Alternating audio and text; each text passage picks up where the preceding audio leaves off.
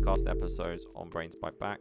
We are focused on what it's like to live as a digital nomad and solutions to tackle the challenges of the new decentralized workforce.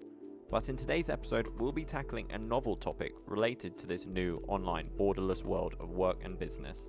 Because on this episode, we will be speaking with Abhinov Balagoni, founder and CEO of Pax Credit, a startup that provides financial services for international students, such as cross-border payments and access to affordable credit. However, in this episode, we walk listeners through how they can incorporate and operate a US-based company remotely as an international founder. Abhinov also explains the two types of companies one can build, C Corp and the other, LLC companies, and why it's important for anyone looking to start a US-based company. Alongside that, we also go into why Delaware and Wyoming are the two most popular states to establish businesses. And finally, we discuss some of the top tools and technology that he recommends when starting your virtual online business. Now, I hope you like today's episode. Disclosure: this episode contains a client of an Espacio portfolio company. My name is Abhinav, and I'm the founder and CEO of Pax Credit. And at Pax Credit, we are building a financial app for international students to ease their cross-border financial needs, like cross-border payments and access to affordable credit. And previous to this venture, I was part of Entrepreneur First Singapore cohort and completed my education from Singapore Management University and National Institute of Technology, Warangal. Fantastic. Well, thank you so much for joining me today.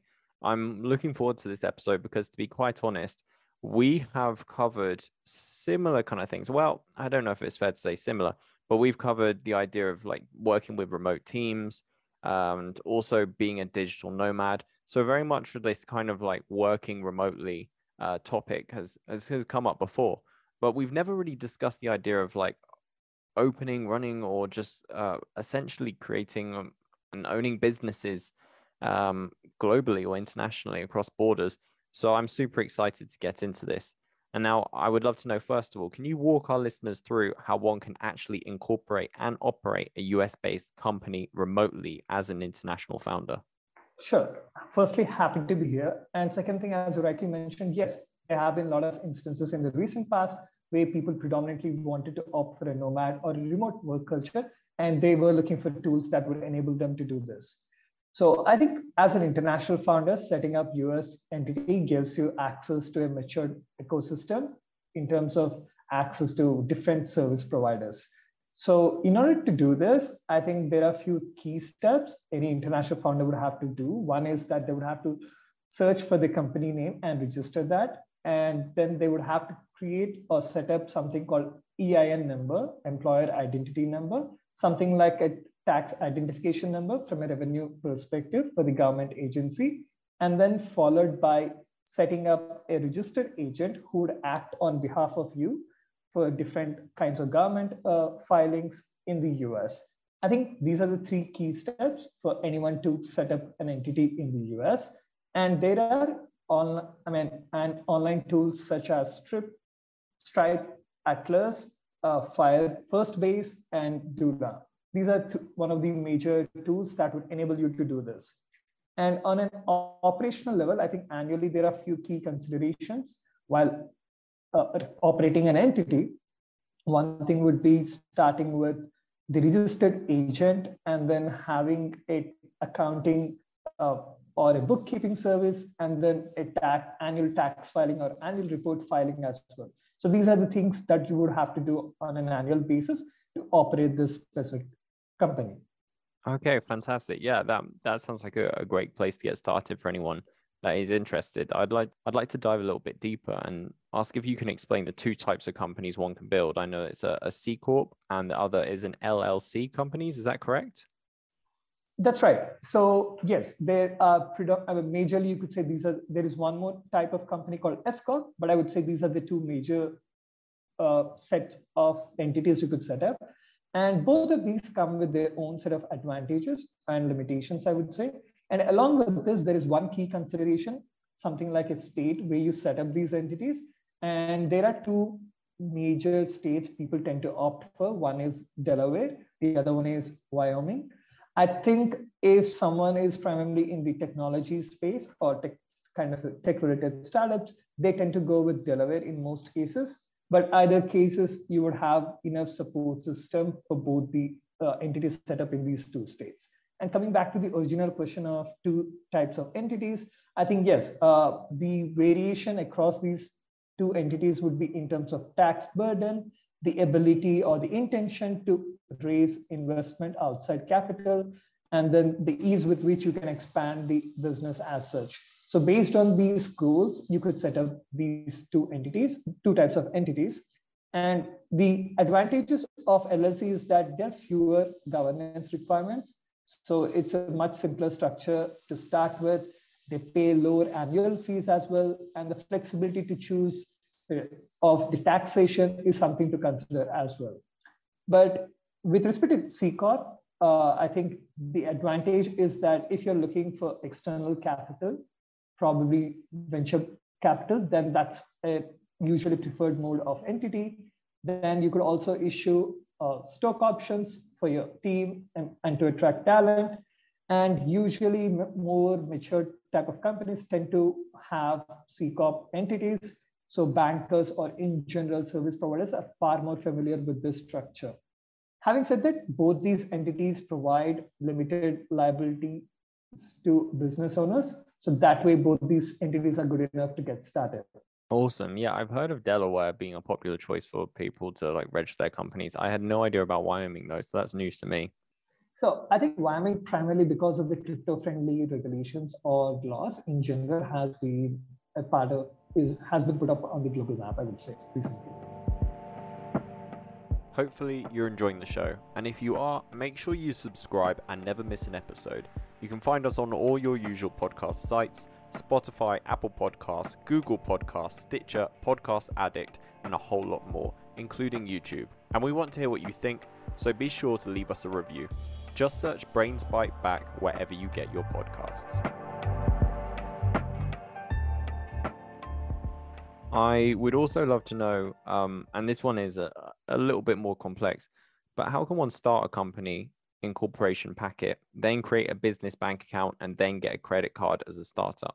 I think setting up these things remotely has been a challenge historically, but I think thankfully, because of the online tools available right now, I think this can be accomplished.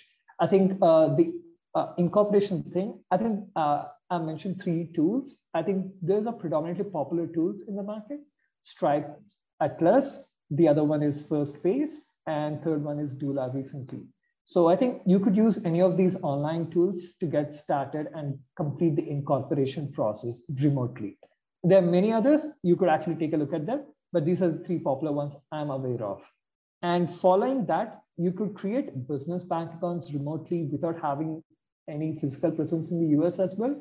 And Mercury is a popular option for these kind of entities or setups you have. So you could have your pool of funds in that specific bank account, and the digital channels, the application, mobile apps are very well designed for ease of use as well. And not just this, there are other providers as well, like Brex Cash, who usually gives better savings rate for your business capital. And then there is Relay Bank, which is helpful for your daily operations kind of thing. So based on the kind of operations you have for your entity, you could choose one of these providers. And following that, a credit card is usually a mature product, I would say. Traditionally, usually once you have set a business and you have some kind of a business history, 1 to 2 years, that's when you get access to these kind of credit facilities. And the most popular ones have been American Express and Capital One. But if you're a technology startup with a venture capital or a high cash flow, then you could also look at the new age credit card providers like Brex Card and Ramp if you're in growth stage. I would say, yeah, these are the considerations you have while going about the business bank account and credit card. Okay, that's good to know. That's good to know. Now, I would also really like to know, like, how could a listener go about accounting and also tax filing as well? Now, this is interesting because you could set up your financial year usually based on your requirements. So people tend to opt for a calendar year as a financial year. That's common. And sometimes people could opt for October 1st to September 30th as a financial year as well. So depending on that, you could do your accounting and file your taxes. And in most cases, I would say it's better to outsource the accounting or the bookkeeping concept of it. I mean, you could have tools, accounting tools that would capture the transactions you do, but usually towards the end of the year or quarterly basis, these accounting and bookkeeping services would actually streamline the entire accounting and tax filing process as well. And even for tax filing, I think there are tools or service providers that would help you with the tax preparation. And there are a few dates you would have to keep in mind while doing this. I think for Delaware-based entities, March 1st is the franchise tax return filing. So that's the deadline for it. And usually, apart from that, you would also have to prepare something called corporate tax return as an international founder. It's Form 1120. I mean, your accounting team or tax provider would be a much better source of information. But these are a few considerations you would have to keep in mind. And one interesting thing is that you could request for a 6 months extension to file these if you're a corporation by April 18th as well. So that's another interesting option you have in case you want to extend the tax filing deadline. Okay, cool. Fantastic. Thanks for those dates. I mean, those are important for anyone that's listening, I suppose, to remember those. And I really just wanted to know one last thing, more or less, with regards to this. You mentioned a number of tools already, and it sounds like they are so vital for being able to carry out these tasks, number of tasks, and just generally establish a company in the US remotely. So like, I'd like to know, what technology and tools have you found personally, which you haven't mentioned already, to be vital for building a startup that operates in different countries remotely? I think I'll start with the first one, which is incorporation tools. As I mentioned, the three tools, Stripe, Atlas, Firstbase, and Doula. Those are the three ones you could look at it. Post that, I think business phone number, having a local US number could be helpful. So Open Phone is one such tool that has been really helpful. And then having customer support channels, usually messaging channels. I think MessageBird is one such tool that has been helpful. And since predominantly the promotions happens through emails and SMS, I mean, there are tons of email tools available, but from an SMS standpoint, again, if you're trying to do it in multiple geographies, I think one such interesting tool I found was InfoBip. So I would say these are predominantly commonly used tools. As an international founder, I think these would help you navigate not just the US, international markets in general as well. Awesome. Excellent. You provided so much information here for our listeners, and I would really love to learn a little bit more about Pax Credit, to be honest, and like what you folks have on the horizon, like what you've got coming up, and yeah, what's in your future? I think for us, we wanted to be building a financial app that would serve the life cycle of international students, not just during their education, even post their graduation as well. So that's what we're trying to build. So at this point of time, we have a cross-border payment solution that helps international students pay their educational expenses, such as university tuition fees, in local currency, and helps them save about $500 to $1,200 when compared to local banks. Now, apart from this, we also would be providing them, incoming international students, the ability to create a bank account in the US remotely, globally, months before they even land in the US.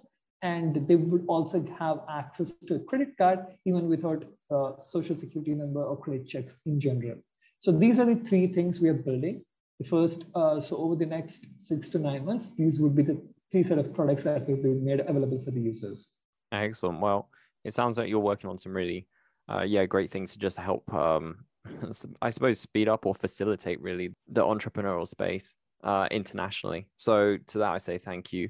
And if people are interested in following Pax Credit, the work you're doing, or even following yourself personally, where can they do that? Is there certain social media channels you want to direct them to? Certainly. I think if any of international students or in general immigrants newly moving to a new country, they could certainly follow us on Instagram or LinkedIn. I would say those are the two channels they could look up to. And personally, I'm usually more active primarily on Twitter and LinkedIn. So those are two media channels they could look at if they want to follow me personally. I would say those are the channels where we are active. Fantastic. Well, once again, thank you so much for joining me today. It's been a real pleasure. It has been a fun chatting with you, Sam. Thank you. Growing a company has many hurdles, from securing funding to expanding your business capabilities to ranking better on search. Each business challenge is uniquely complex. The solution to these challenges is growth-focused digital PR and marketing, and that's where our sponsor Publicize comes in. Publicize sets itself apart from traditional PR companies. It does not charge large retainers or churns out press releases whether you've got a newsworthy announcement or not. Publicize builds on your business's online presence and gets high-quality PR and media coverage for startups and entrepreneurs who are priced out of a broken PR industry. And for a limited time only, exclusive to Brain Byte Back listeners, you can receive a social media assessment as part of your package for any tier of service at no extra charge with this special promotion. To find out more, visit publicize.co/BBB. That's publicize.co/BBB.